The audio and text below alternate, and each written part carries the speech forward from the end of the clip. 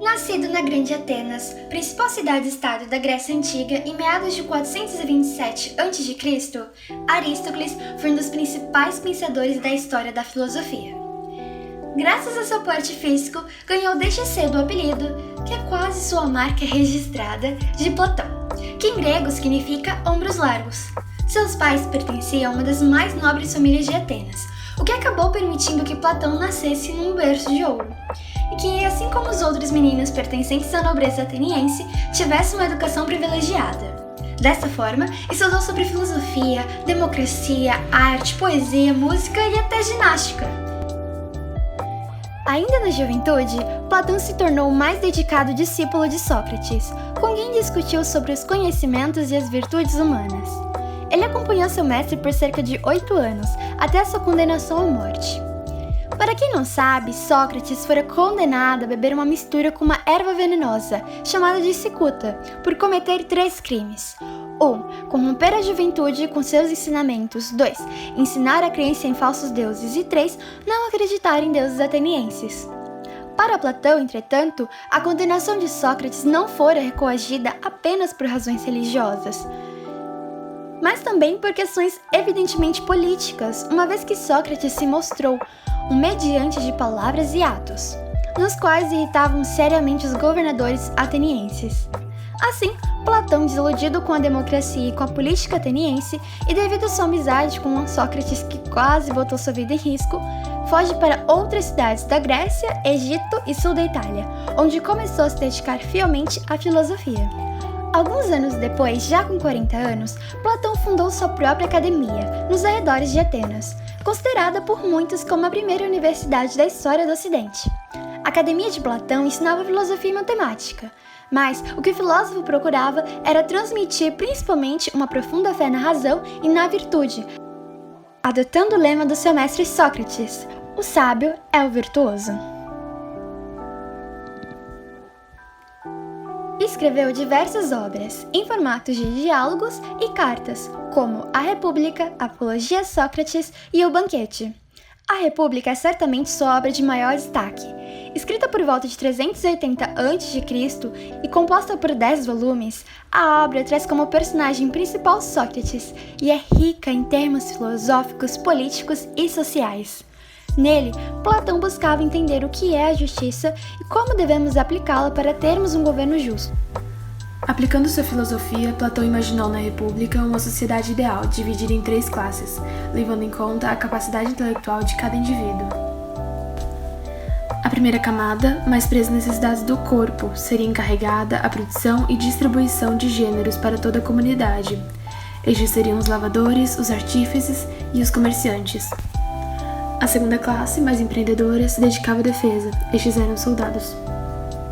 A classe superior, dedicada a serviço da razão, seriam os intelectuais, com poder político. Assim, os reis teriam de ser escolhidos entre os filósofos. Platão era contra a democracia ateniense presa somente aos eupátridas, pois acreditava que quem deveria governar seriam aqueles dotados da razão. Estes são os que se aproximam ao máximo do mundo inteligível, ou seja, os filósofos. Suas ideias formam o platonismo, uma corrente filosófica que reúne teorias da metafísica, retórica, ética, estética, lógica e política. Ao explicar a metafísica, Platão diz que a natureza por essência é algo imperfeito. Assim, só percebemos as aparências, pois tudo está sempre mudando de forma, sem manter uma identidade fixa. Por isso, Platão queria que a filosofia se aprofundasse no mundo inteligível, onde não há sentidos para nos enganar.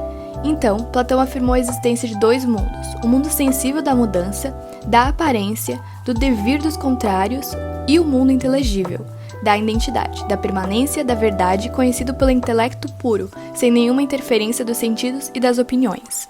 Para Platão, se o homem permanecesse dominado pelos sentidos, só poderia ter um conhecimento imperfeito, restrito ao mundo dos fenômenos, das coisas que são meras aparências e que estão em constante fluxo. A esse conhecimento, Platão chama de doxa, opinião.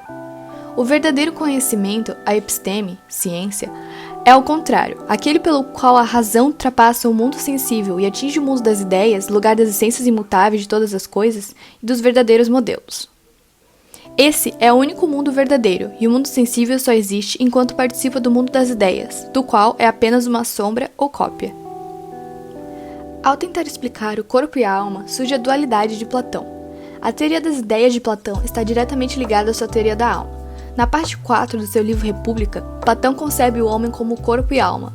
Para Platão, a relação entre corpo e alma se dá por meio da relação entre mortalidade e mudança de fase. Platão descreve a alma como sendo imortal, enquanto o corpo é mortal, onde após a morte da parte física humana, essas partes serão dissociadas. Para ele, enquanto o corpo modifica-se e envelhece, a alma é imutável, eterna, divina e está dividida em 3 partes, que são elas: a alma concupiscente, que fica localizada no ventre, relacionada com os desejos carnais; a alma irraciável, que está localizada no peito, relacionada às paixões; e a alma racional, que está relacionada ao conhecimento. Para Platão, a ética é necessária para conduzir um homem ao bem. A ética tem que ter por base a ordem. O homem deveria ter um perfeito equilíbrio entre os prazeres e a inteligência. Assim, as ações geradas com esse equilíbrio gerariam o bem, que na concepção de Platão é aquilo que engrandece a alma. Por isso, ele acreditava que a filosofia deveria ser vista como um instrumento de justiça e do bem. Também acreditava que o governante de polis deveria ser um filósofo, já que este desprezaria os prazeres para atingir o bem de si e de todos. Platão também se dedicou a estudar sobre a moral. Mas afinal, o que é moral? Trata-se de um conjunto de normas que regulam o comportamento do homem em sociedade. E essas normas são adquiridas pelo cotidiano, pela educação e pelas tradições.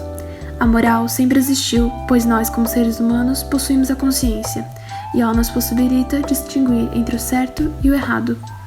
Existem diversos tipos de valores morais, e os mais ressaltados por Platão são a coragem, a sabedoria, a temperança e a justiça. A coragem, que seria a ausência do medo em situações de risco; a sabedoria, que pode ser a experiência de vida ou a sensatez em decisões e pensamentos; a temperança, que é o ato de moderar e encontrar o equilíbrio; e a justiça, que é agir pelo justo e pelo correto. E para Platão, a busca dessas virtudes deve prosseguir pela vida inteira, para que assim encontre o equilíbrio, de acordo com a sua teoria das 3 almas.